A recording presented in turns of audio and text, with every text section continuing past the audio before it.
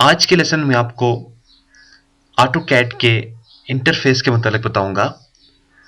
जब हम first time अपने पास ऑटो कैड को इंस्टॉलेशन करने के बाद ओपन करेंगे, हमारे पास ऑटो कैड कैसे दिखाई देगा। तो सबसे पहली बात तो यह है, जब हम इंस्टॉलेशन कर देते हैं ऑटो कैड की, हमारे पास डेस्कटॉप पे ये एक आइकन बना हुआ आ जाता है। आप इस आइकन के ऊपर जाएं, डबल क्लिक करें तो ये आपके पास ऑटो कैड को ओपन कर देगा। नहीं तो आप इसके ऊपर अगेन क्लिक करें, फिर राइट क्लिक कर दें और ओपन के बटन के ऊपर प्रेस कर दें तो आपके पास ऑटो कैड ओपन हो जाएगा। वापस इसी आइकन को क्लिक करें और एंटर प्रेस कर दें तो फिर भी आपके पास आपका ऑटो कैड ओपन होकर आ जाएगा। अगर आप ऐसा नहीं करना चाहते हो स्टूडेंट्स, तो क्या करें, फिर आप स्टार्ट पे क्लिक कर दें जाके नीचे। अब स्टार्ट में से ऑल प्रोग्राम के अंदर चले जाएं। यहां पर आप ढूंढें आपके पास आपका ऑटोडिस्क किधर है। तो ऑटोडिस्क का आपको फोल्डर ढूंढना होगा, उसके अंदर ऑटोकैड 2006 और ऑटोकैड 2006 इसके ऊपर आप क्लिक कर दें।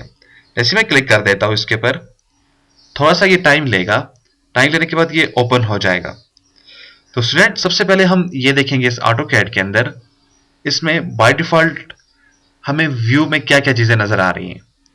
तो ये रहा स्टूडेंट्स, जब हम अपने पास ऑटोकैड को इंस्टॉल करेंगे, हमारे पास इसका first time same to same यही व्यू नजर आएगा। अब सबसे पहले मैं कुछ वो चीजें जो मुझे रिक्वायर्ड नहीं है इनको मैं खत्म कर देता हूं। मेरे पास ये व्यू आ गया, तो ये मेरा फर्स्ट ऑटोकैड ओपन होकर मेरे सामने आ जाएगा। लेकिन हमेशा याद रखें, जब भी आप कोई भी प्रोग्राम सीखो, कहीं भी सीखने के लिए जाएं, सबसे पहले आप उस प्रोग्राम की एनवायरनमेंट सीख लें, यानी कि उस प्रोग्राम की नेचर क्या, उसमें क्या क्या चीजें हैं। अगर आप उस प्रोग्राम की तमाम रिक्वायरमेंट्स को देख लेंगे या उसके इंटरफेस को आप समझ लेंगे, तो यकीन जाने आपको काम करने में बहुत ही आसानी होगी।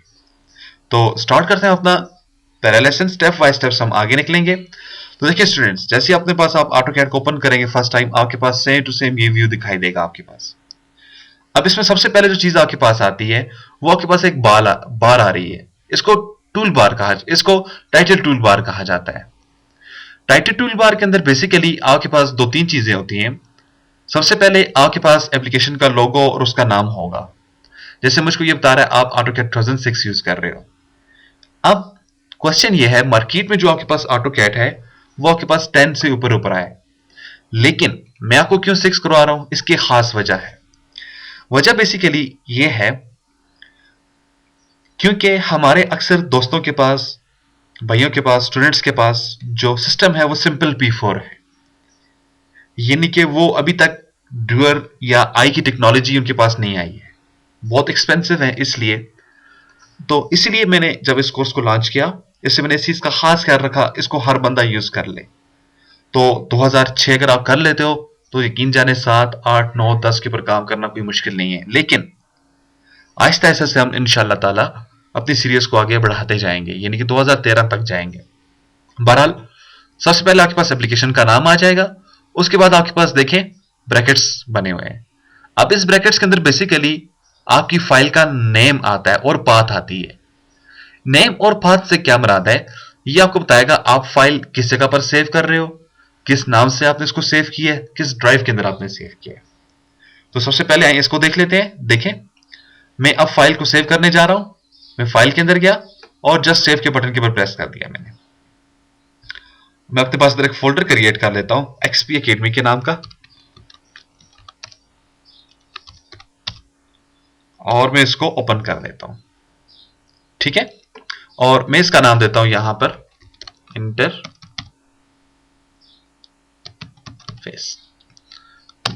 तो मैंने अपने पहले लेसन का नाम दे दिया इंटरफेस।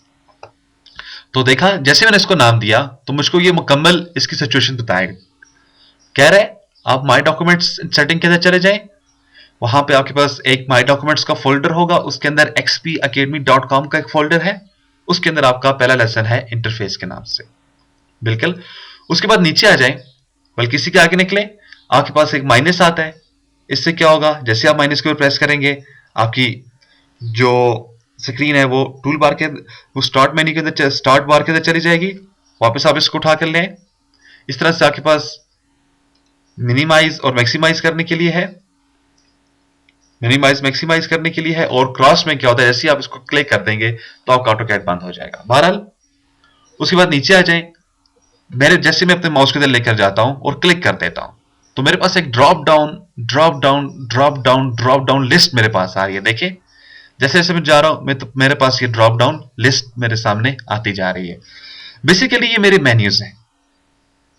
अब इन मेन्यूज के अंदर वो तमाम मेरी बेसिक्स ऑप्शन या कमांड्स हैं जिनके थ्रू मैं किसी भी प्रोग्राम को, या यहां पर ऑटोकैड है, मैं ऑटोकैड को ऑपरेट करूंगा। अब इन्हीं मेन्यूज की बदौलत ये तमाम चीजें आपके सामने निकली हुई हैं। जो चीजें इन मेन्यूज के अंदर होंगी वो आपके पास मेन्यू के अंदर होंगी, लेकिन कुछ चीजें ऐसे होती हैं जो मोस्टली आपके पास यूज होती हैं, ज्यादातर आपके पास यूज होती हैं। तो उसके लिए उन्होंने क्या किया है, आपके पास देखें एक और नीचे आपके पास एक बार नजर आ रही है, इसको बेसिकली बार कहा जाता है। बार वो चीज होती है जिसको आप माउस को होल्ड करके दाएं से बाएं मूव कर कर लेकर चल जाएं। देखें आप इसको इधर मूव कर कर ले आए हो, इसको इधर मूव करके ले आए। अब इसको मैं अपनी जगह पर उठाकर लेकर चला जाता हूं, मैंने इसको अपनी जगह पर रख दिया।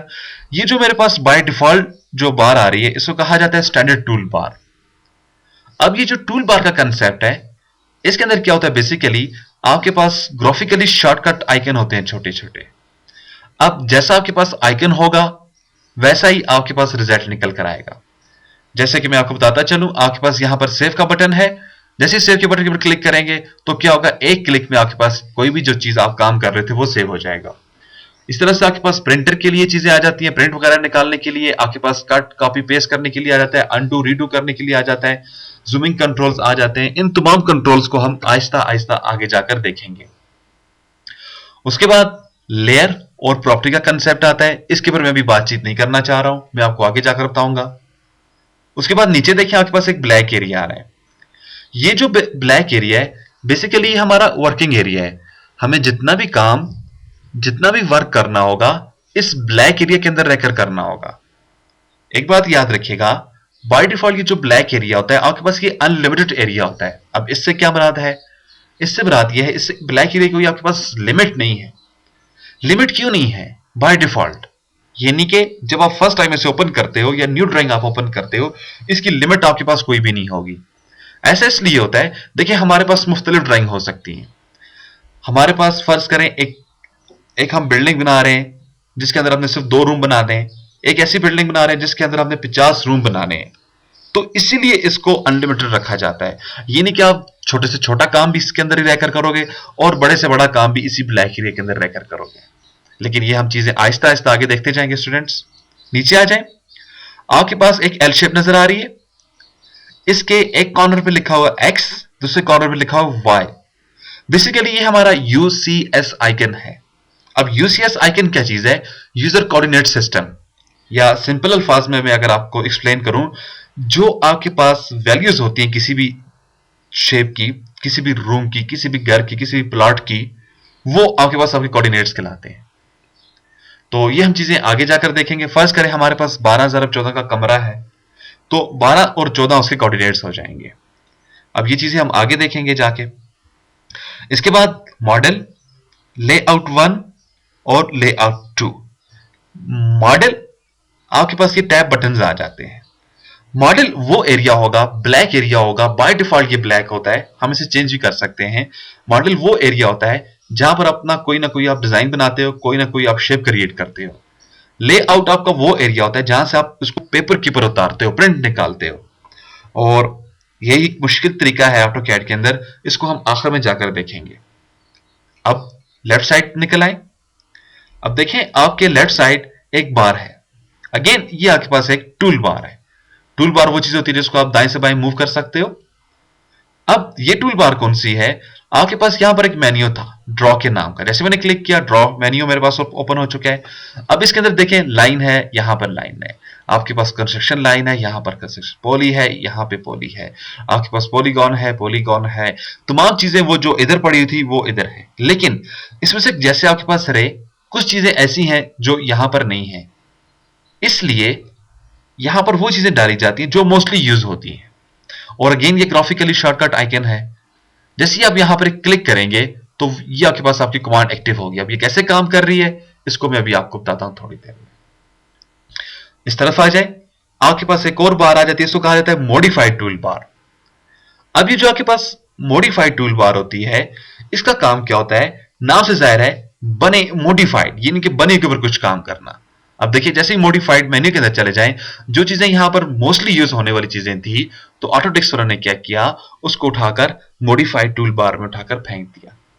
अब जैसी शेप वैसा काम, रेजर है तो वो रेजर का काम करेगा, आपके पास कॉपी है तो वो कॉपी का काम करेगा। लेकिन मॉडिफाइड क्या करता है, बने के ऊपर कुछ काम करता है, खुद से कुछ नहीं करेगा। नीचे आ जाए, हमारे पास यहां पर एक देखें, ये एक विंडो नजर आ रही है, इसको कमांड विंडो कहा जाता है। ये बेसिकली यहां पर आप कुछ टाइप करते हो, एंटर करते हो, टाइप करते हो, एंटर करते हो, ये फिर आपको कुछ मैसेज देता जाता है। अब ये क्या चीज है, ये आपके पास आपकी कमांड विंडो है, कमांड विंडो या कमांड लाइन। कमांड विंडो वो एरिया है जिसने ऑटोकैड को डिफरेंट काइंड ऑफ सॉफ्टवेयर बना दिया है। अब ये चीजें आपको कोलर ड्रॉ के अंदर भी मिलेंगी, आपको इवन के वर्ड के अंदर भी मिलेंगी, फोटोशॉप के अंदर मिलेंगी, फ्लैश के अंदर मिलेंगी, तकरीबन हर प्रोग्राम के अंदर आपको मिलेंगी ये चीजें। ये नहीं कि लाइनें, सर्कल लगाना, आर्क ड्रॉ करना, कलर करना, इसके अंदर भरना, कॉपी करना, ये तमाम चीजें आपको मिलती है तमाम सॉफ्टवेयर के अंदर। लेकिन जो मेन चीज है यहाँ ऑटोकैड के अंदर, या जिसने ऑटोकैड को मोस्ट पावरफुल प्रोग्राम बनाया है, वो आपके पास क्या है, आपकी कमांड विंडो है, ये कमांड लाइन है। अब ये क्या करता है, ये ऑटोकैड को कोई कमांड देगा, ऑटोकैड उस कमांड के ऊपर अमल करते हुए आपको रिजल्ट रिटर्न करेगा। तो जब भी हम ऑटोकैड के ऊपर काम करेंगे, हमें इस कमांड विंडो को केयरफुली देखना होगा, क्या यहां पर कोई मैसेज तो नहीं है मेरे पास। अगर मैं इस कमांड विंडो को देखता रहूंगा तो मैं इजीली काम कर सकता हूं। लेकिन जब यहां पर कुछ भी ना लिखा हुआ हो, इट्स मींस हमारे पास कोई भी ऑप्शन सिलेक्टेड नहीं है। लेकिन जब मैं यहां पर कुछ टाइप कर देता हूं तो कमांड लाइन मेरे पास उसकी कुछ इंफॉर्मेशन देगी। अब इंफॉर्मेशन को मुझे फॉलो करते हुए यहां पर काम करना होगा। अगर आप केयरफुली इनको देखते रहें तो मेरे ख्याल में बहुत इजी है इसके ऊपर काम करना।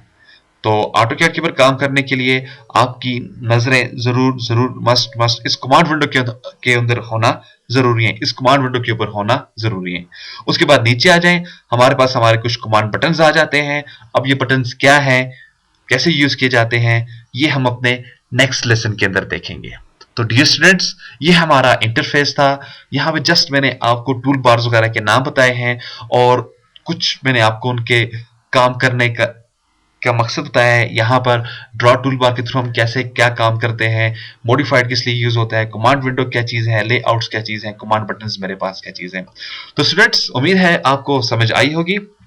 मजीद मालूमात के लिए प्लीज विजिट कर सकते हैं हमारी वेबसाइट www.xpacademy.com, जहां पर तमाम कंप्यूटर कोर्सेज आपको फ्री ऑनलाइन करवाए जाते हैं। या इसके अलावा आप हमें कॉल भी कर सकते हैं 034390177779 पर। तो स्टूडेंट्स, अपने आप को अपडेट करते रहें, प्लीज हमारी वेबसाइट विजिट करें, अपने आप को रजिस्टर करें और अपना एडमिशन लें। इंशाल्लाह नेक्स्ट लेसन में फिर हाजिर होते हैं। उस वक्त तक के लिए अपना ख्याल रखिएगा, उस वक्त तक के लिए हमें इजाजत भी दीजिएगा। अल्लाह हाफिज, अस्सलाम वालेकुम।